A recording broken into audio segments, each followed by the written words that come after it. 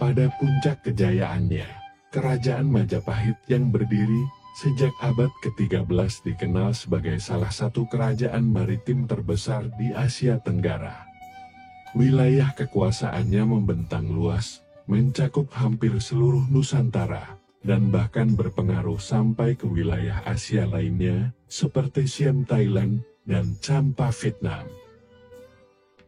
Kerajaan ini bukan hanya pusat kebudayaan, tetapi juga pusat perdagangan dan ekonomi yang makmur, terutama di bawah kepemimpinan raja besar seperti Hayam Wuruk dan dibantu oleh Mahapatih terkenal, Gajah Mada.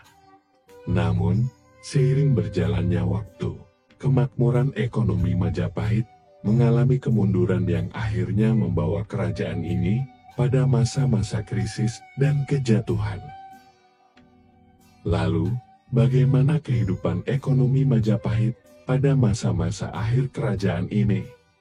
Apa faktor-faktor yang menyebabkan kemakmurannya merosot hingga jatuh ke dalam krisis? Berikut ini adalah kisah tentang transisi dari kejayaan ekonomi menuju kemerosotan yang dialami Majapahit. 1. Periode kemakmuran ekonomi.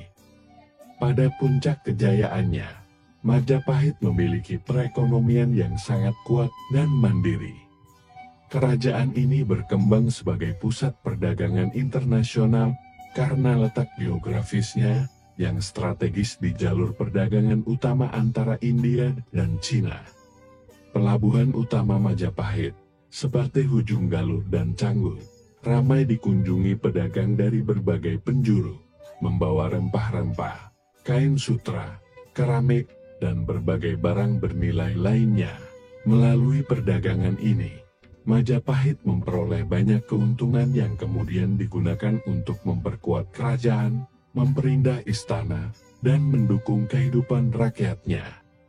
Majapahit juga dikenal dengan hasil pertaniannya yang melimpah, terutama padi.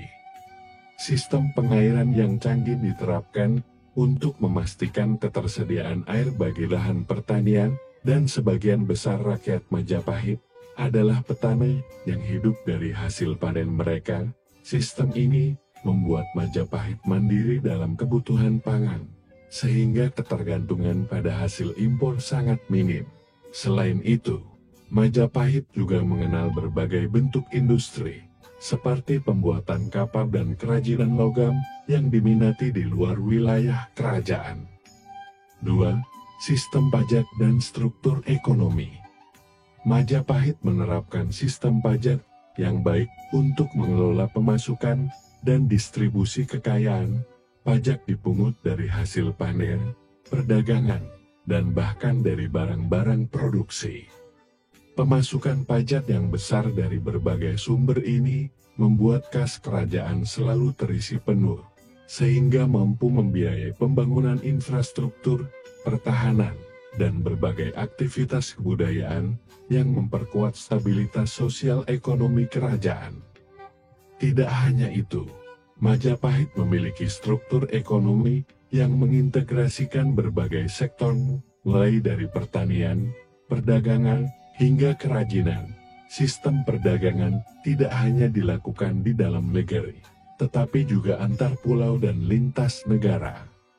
Keadaan ekonomi Majapahit yang mapan ini menarik perhatian banyak pedagang dan membuatnya menjadi kekuatan ekonomi besar di Asia Tenggara. 3. Awal mula krisis ekonomi.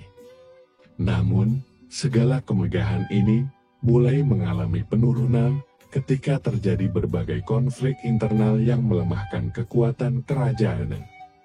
Konflik-konflik politik, seperti perebutan tahta dan pemberontakan, mulai merajalela pada masa akhir pemerintahan Raja Hayam Wuruk.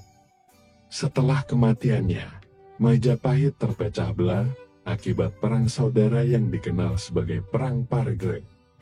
Perang ini melibatkan faksi-faksi dalam kerajaan yang berebut kekuasaan, yang menguras kas negara dan melemahkan perekonomian. Selain itu, meningkatnya korupsi dan penyalahgunaan wewenang di kalangan pejabat kerajaan membuat kas kerajaan mengalami kebocoran. banyak pejabat yang menggunakan pajak dan sumber daya kerajaan untuk kepentingan pribadi, sehingga membuat Majapahit perlahan-lahan kehilangan kendali atas perekonomiannya. 4. Dampak ekonomi dari Perang Parekrek. Perang Parekrek yang berlangsung selama bertahun-tahun menyebabkan kerusakan di banyak wilayah.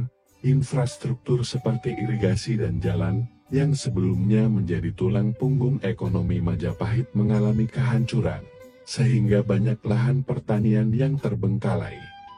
Akibatnya, hasil pertanian menurun drastis, menyebabkan harga pangan melonjak tinggi, dan rakyat mengalami kesulitan untuk memenuhi kebutuhan sehari-hari. Selain itu, situasi keamanan yang tidak stabil membuat banyak pedagang dari luar negeri enggan datang ke wilayah Majapahit. Mereka mulai beralih ke pelabuhan-pelabuhan di kerajaan tetangga seperti Kesultanan Malaka, yang mulai tumbuh sebagai pusat perdagangan baru di Asia Tenggara. Dampak dari hal ini adalah berkurangnya pemasukan dari sektor perdagangan yang sebelumnya menjadi salah satu sumber utama pendapatan kerajaan.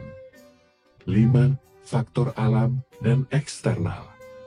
Tidak hanya konflik internal, beberapa faktor eksternal dan alam juga berkontribusi terhadap krisis ekonomi Majapahit. Sebagai kerajaan agraris, Majapahit sangat bergantung pada hasil panen. Namun, perubahan iklim dan bencana alam seperti banjir dan kekeringan yang terjadi pada masa-masa akhir kejayaan Majapahit semakin memperburuk situasi ekonomi.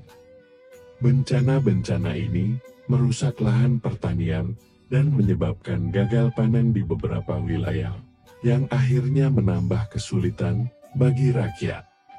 Selain itu, kehadiran bangsa Eropa yang mulai menjelajahi Nusantara pada akhir abad ke-15 membawa perubahan signifikan dalam jalur perdagangan internasional. Bangsa Portugis yang pertama kali datang ke Malaka pada tahun 1511 membawa pengaruh besar terhadap perdagangan, sehingga banyak pedagang asing beralih ke pusat perdagangan baru ini, meninggalkan pelabuhan-pelabuhan di Majapahit yang semakin sepi. 6. Kejatuhan Majapahit dan warisan ekonominya. Krisis ekonomi yang dialami Majapahit semakin parah seiring berjalannya waktu. Konflik internal yang terus berlanjut, ditambah dengan lemahnya kekuatan militer dan pemerintahan, membuat Majapahit kehilangan kendali atas wilayah-wilayahnya yang semakin banyak memisahkan diri. Pada akhirnya, Majapahit runtuh. Dan sebagian besar wilayahnya jatuh di bawah kekuasaan kerajaan-kerajaan baru, seperti Kesultanan Demak, yang meneruskan tradisi perdagangan Majapahit di pantai utara Jawa. Warisan ekonomi Majapahit tidak sepenuhnya hilang. Sebagian sistem irigasi, teknik perdagangan, dan pengelolaan ekonomi masih diteruskan oleh kerajaan-kerajaan penerusnya.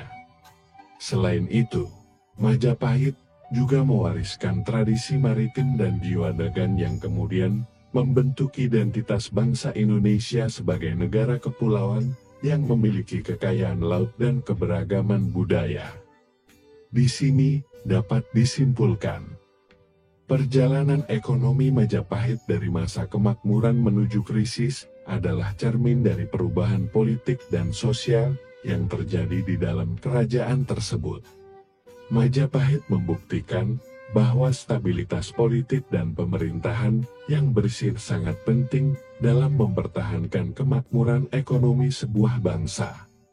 Konflik internal, korupsi, bencana alam, dan perubahan global dapat mengubah perekonomian yang dulunya kokoh menjadi rapuh. Meskipun mengalami keruntuhan, kisah ekonomi Majapahit mengajarkan pentingnya tata kelola yang baik, inovasi dalam perdagangan, serta pengelolaan sumber daya yang berkelanjutan. Inilah kisah singkat tentang bagaimana ekonomi Majapahit mengalami masa kejayaan hingga akhirnya jatuh ke dalam krisis dan mempengaruhi wajah ekonomi Nusantara pada masa-masa berikutnya.